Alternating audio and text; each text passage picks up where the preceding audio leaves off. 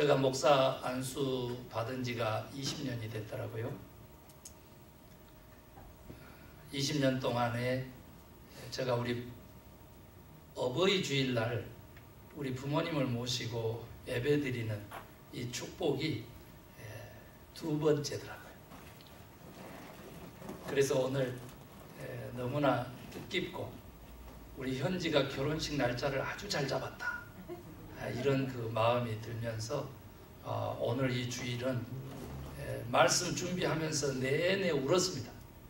너무 많이 울어가지고 오늘은 좀 설교 시간에는 안 울겠지, 그런 생각을 하면서 지난 어버이 주일날 설교들을 보니까 김 목사가 많이 울었더라.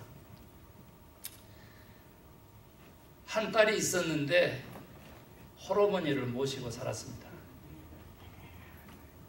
그런데 그 엄마가 눈이 없었어요.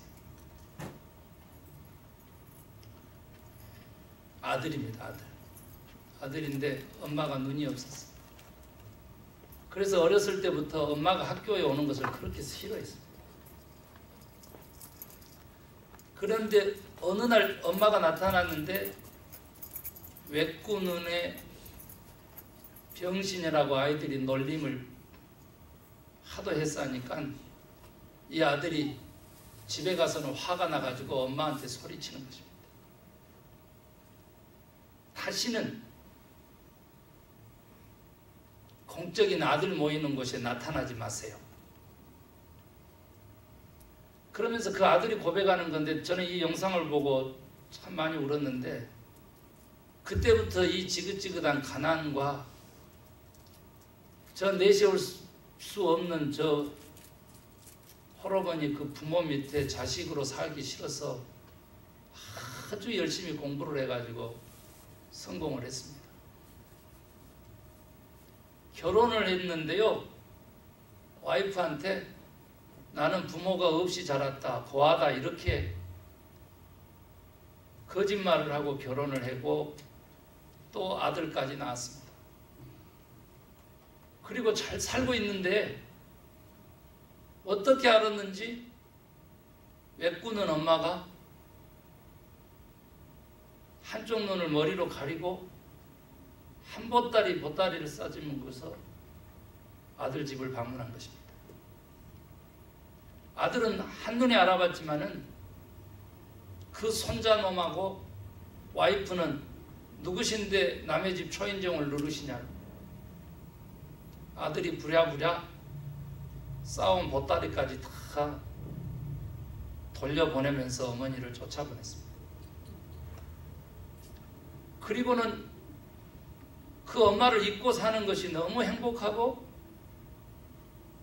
좋은 직장에 아들의 와이프에 부족할 것이 없다고 생각했답니다.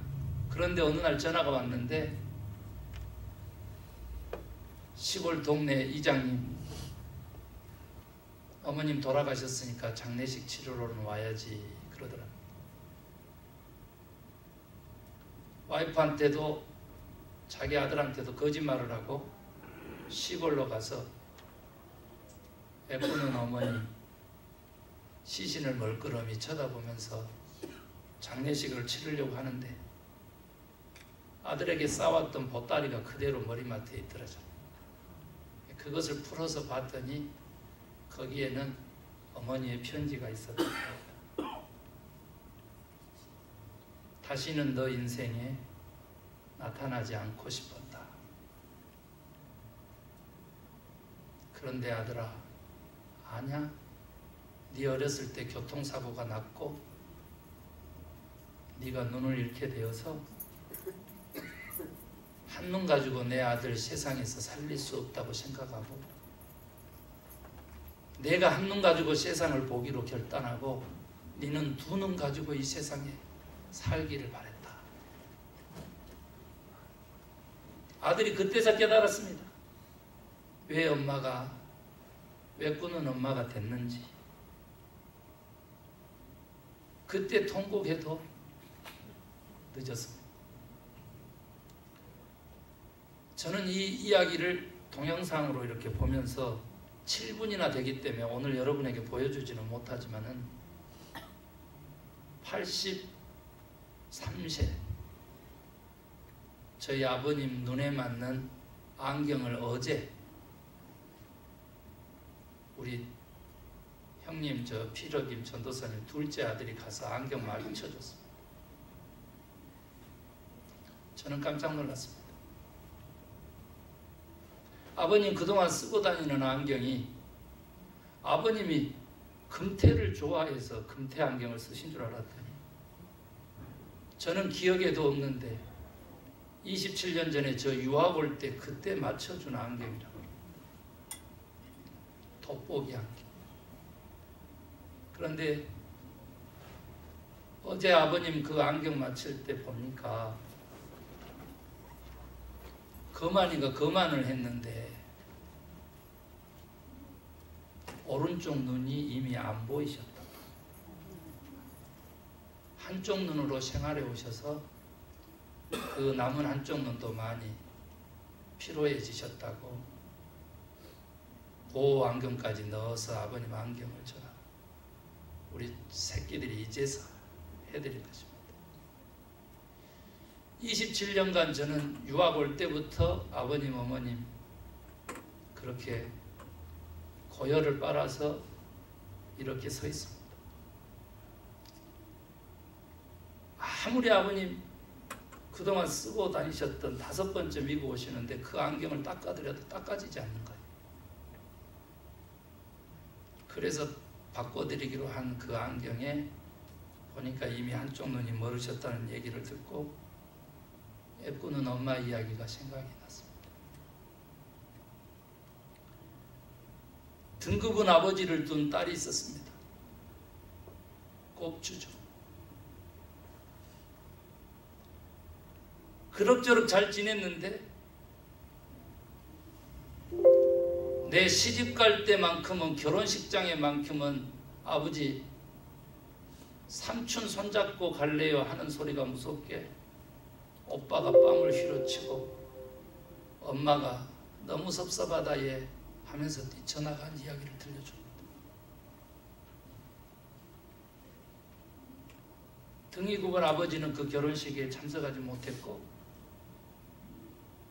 삼촌 손을 잡고 가서 그 결혼이라고 하는 것을 했습니다. 그렇게 아버지 잊고 잘 살았습니다. 아들, 딸, 얘들도 잘 낳고 잘 살고 있는데 어느 날 분주하게 아이들 챙겨서 남편 챙겨서 출근시키고 등교시키고 집안일을 하다가 부족한 게 있어서 시장 갔다가 돌아오는데 집 앞 저 골목을 벗어나는 한 사람을 봤는데 오래전부터 잊고 살았던 등 굽은 고추 아버지 모습이 틀림없는 것입니다.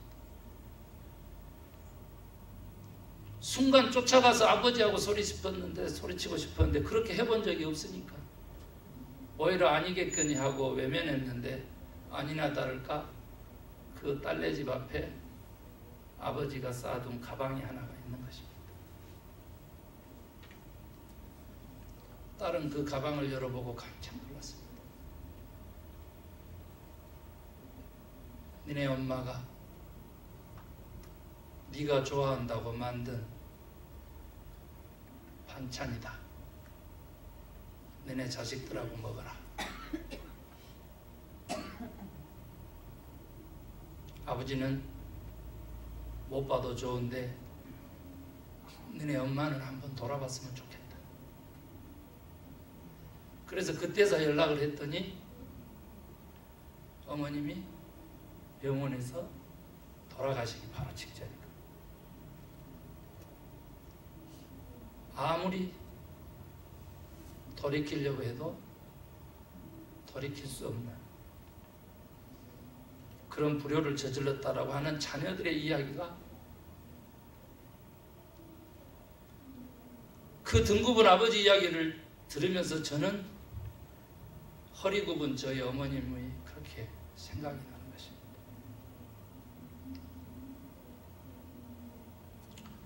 그래서 제가 어버이 주일 때마다 들려드리는 12년 전에 써서 책으로 낸 어머니에 대한 글이 있습니다. 어머니, 당신은 저를 그 조그만 배에 넣으시고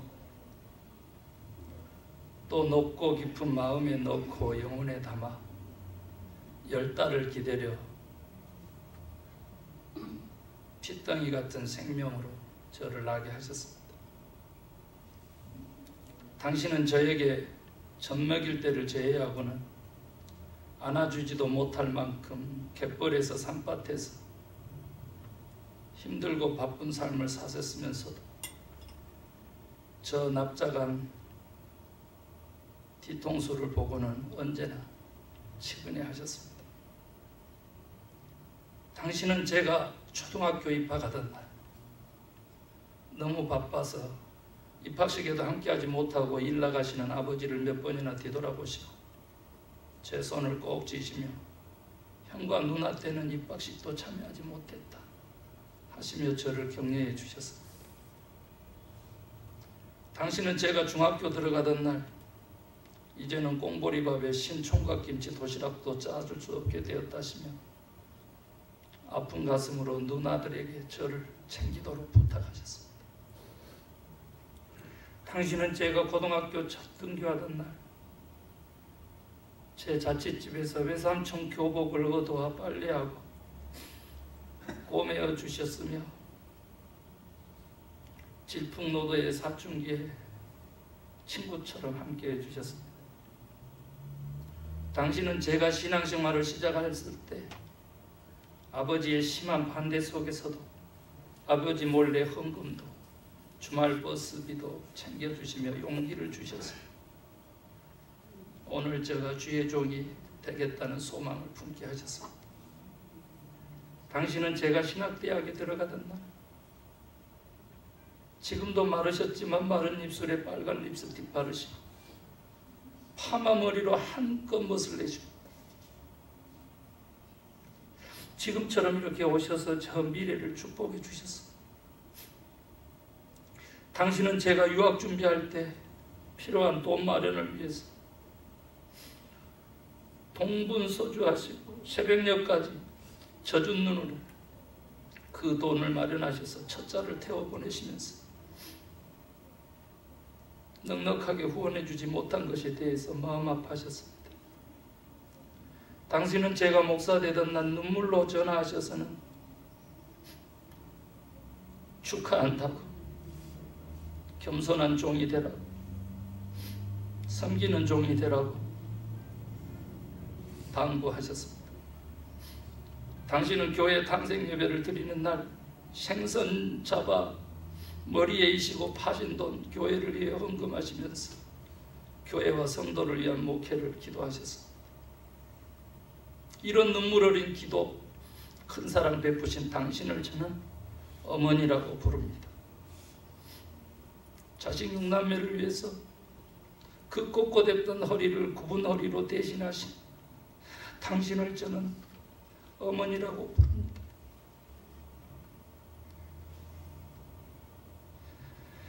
아버지, 당신은 제가 태어날 때 별빛만이 그 두 칸 초가집 마당을 걸으시면서 손에 땀을 쥐셨습니다.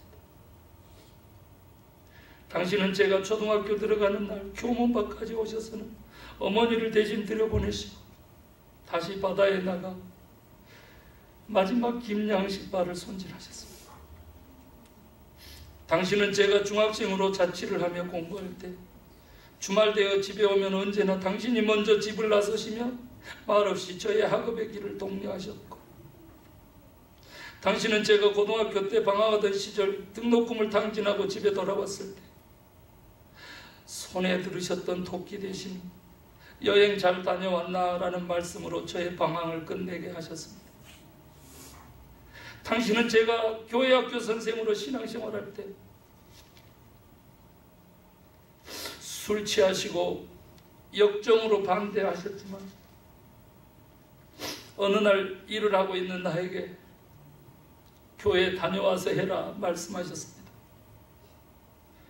당신은 제가 신학대학 입학하던 날 물빨래로 그만 깡총해진 양복바지에 손을 넣으시고 어깨에 힘까지 넣으시며 아들 학교 선지동산을 자랑스레 오르셨습니다. 당신은 제가 군대에 입대하던 날 흙먼지 날리며 달려온 버스를 손들어 세우시고 나를 태우시며 휴가 때 보자시더니 훈련을 마치는 날 미리 달려오셔서 더 건강해졌구나 하셨습니다. 당신은 제가 미국 유학 오던 날 공항에서 당신이 가진 모든 것을 다 주시고는 넉넉하게 지원하지 못한 게 마음 아프다 하셨습니다. 당신은 제가 공부 마치고 목사가 되던 날 고향 교회에 예배실 의자를 들이시고 그 의자에 머리를 묻고 아들과 아들 목회를 위해서 기도하셨습니다. 당신은 교회 탄생 예배를 드리는 날 가식 없는 심지가 굳은 하나님이 종이 되어라고 말씀하셨습니다. 이런 보이지 않는 사랑을 보내신 당신을 저는 아버지라 부릅니다. 자식 위해서 은퇴할 날짜를 넘기셔서 한쪽 눈으로 살아오신 당신을 저는 아버지라고 부릅니다.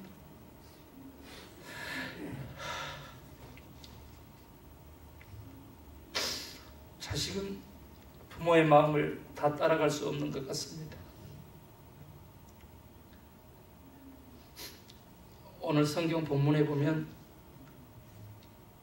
바울이 에베소 교회에 편지한 내용인데 마지막 장으로 부탁하는 것입니다. 자녀들아, 주 안에서 너희 부모에게 순종하라. 이것이 옳다. 내 아버지와 어머니를 공경하라. 이것은 약속 있는 첫 계명이니 이로써 내가 잘되고 땅에서 장수하리라. 공경이라고 하는 단어요, 성경에서는 하나님께만 썼습니다. 그리고 인간에게는 딱 한 분, 우리 어머니 아버지 부모에게 공경과 경외심을 표하라고 주님이 명령하고 계십니다.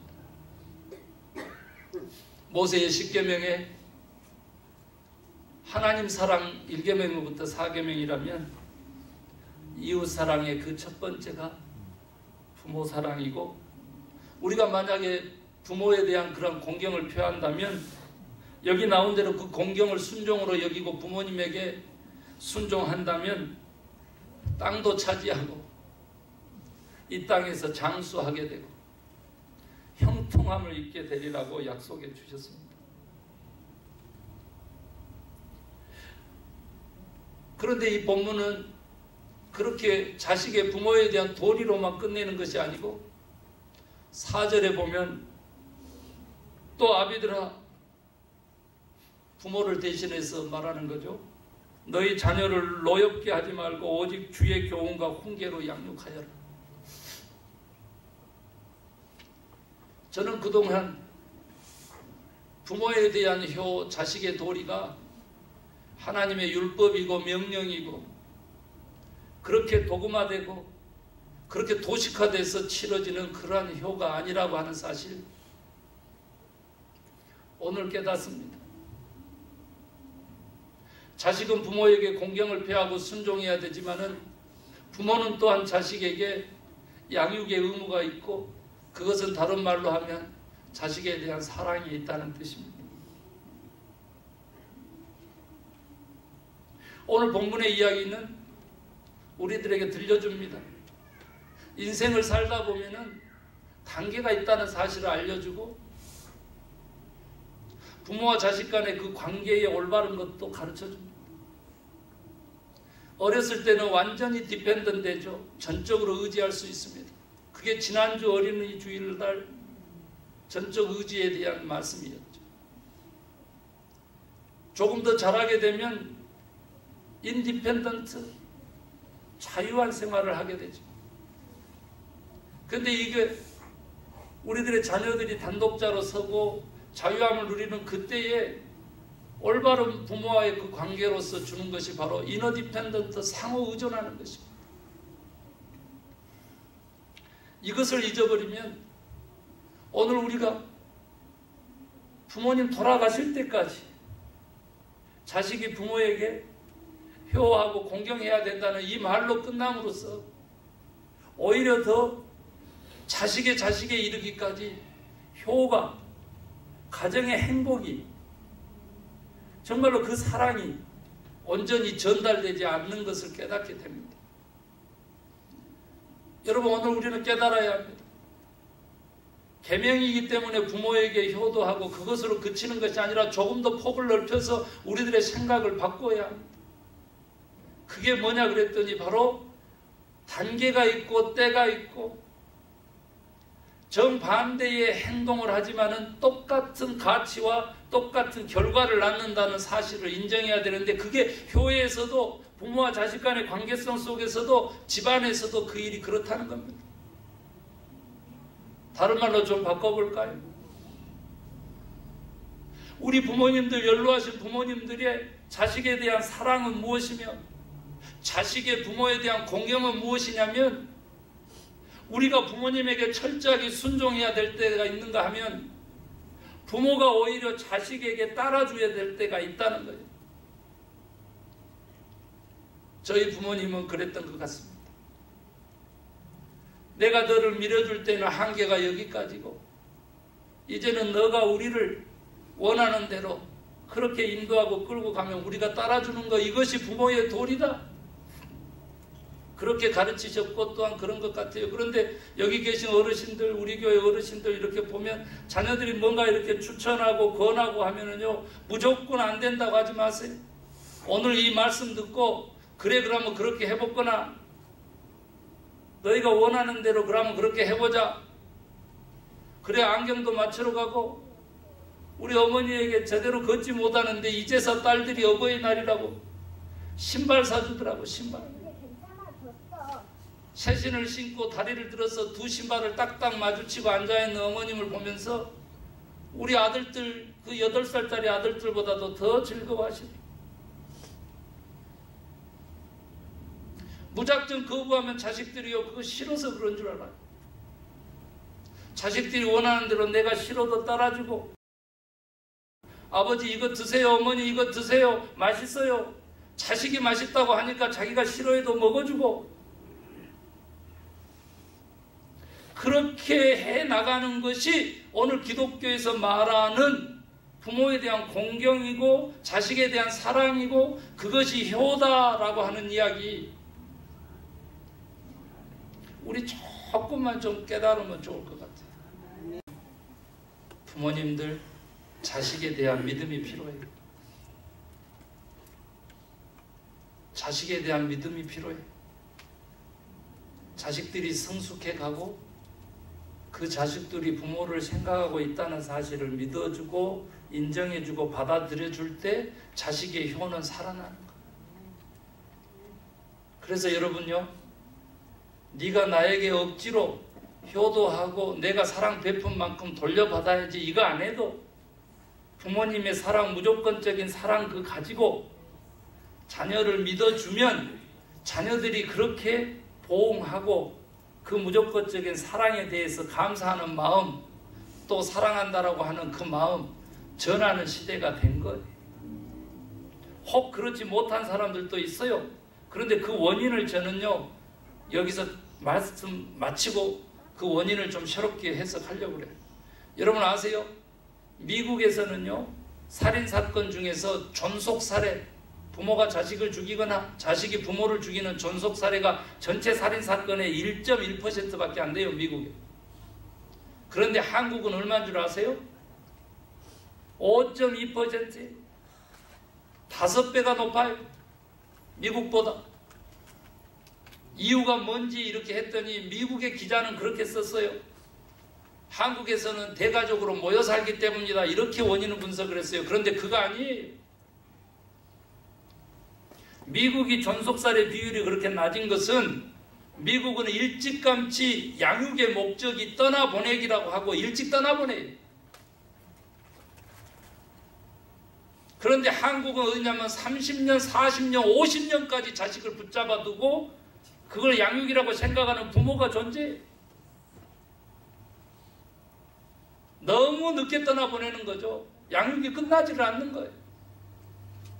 그런데 거기에다가 뭐예요? 물질의 가치가 어마어마하게 달라요.